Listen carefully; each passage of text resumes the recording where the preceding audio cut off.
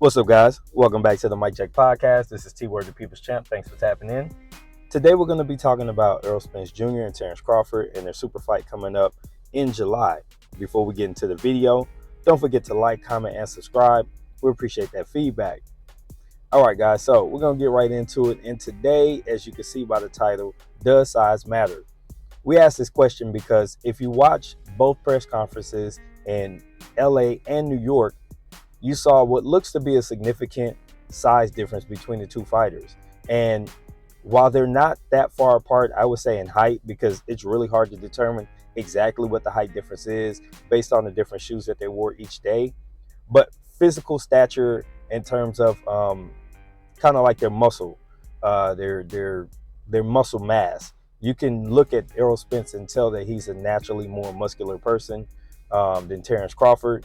And I was listening to another content creator, Drew Titan, and he went to the New York press conference, and he said he was really surprised by the difference in stature between the two men. He was a little surprised that Errol was as big as he is physically when he stood in front of Terrence Crawford in the face-off. And I saw another video, and I can't remember the creator. I'm having trouble hunting down the video again, but he was also there. And he had some of the same sentiments. And then also Tay Jones was on Drew Titan's podcast, and he kind of echoed what Drew was saying as far as the difference in stature. So I'm using this information to try and come to a conclusion on how would this actually impact the fight. You know, when they weigh in on Friday before the fight, they're both going to be 147 pounds or less. I think last two fights, Errol came in at like 146 point something, 146 and change. Bud is always on or close to weight, so you know he's probably going to come in at 146 even, 147 even, something like that. There is no same day weigh-in when you're doing unification. It's the IBF rule of same day weigh-ins doesn't play into effect, or the 10-pound rehydration, that doesn't play. So when they go to the ring, Errol's going to have well over 24 hours to rehydrate. You would think that this guy's probably going to come to the ring somewhere between 157, a 10-pound weight gain, up to maybe 165. He might even gain almost as much as 18 pounds, overnight, just in water weight. Terrence Crawford, who he's a more lean individual. He stays fit.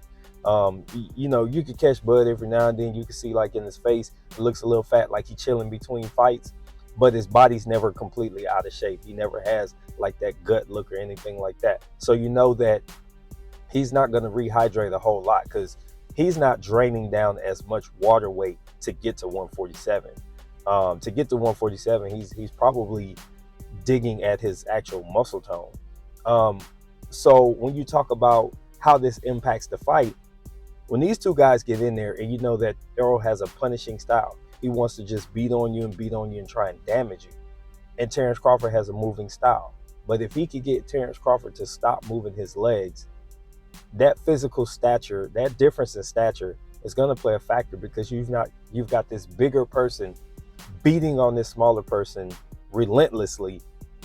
And this person continues to get stronger, it seems, as the fight goes on. Now, that's not actually true. He's not getting stronger, but the damage begins to accumulate over the course of the fight, so it looks like he's getting stronger, and there's no escape. You have to come out round after round and get beat on. And I think that the longer this fight goes, that becomes a factor. I think that the physical stature is going to play a part, unless Terrence Crawford has a game plan to keep Errol Spence at bay all day. So the last thing I want to point out is, this is something that Drew said, which gave me thought. I know he's a creator, so he had to exaggerate his point a little bit. But he said, imagine a 15-year-old athlete who is the baddest 15-year-old athlete on the planet, and you put them next to an 18-year-old athlete who's the baddest 18-year-old on the planet. That's how their difference in size was.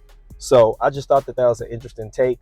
Would love to get you guys' thoughts. You saw them at the press conference. Height aside, physically, their muscle mass, their body size, do you think that it's going to play a factor in the fight? And if so, how much? Let's do percentages. 25%, 50%, 75%, or will it 100% impact the fight? Let me know in the comments. Don't forget to subscribe.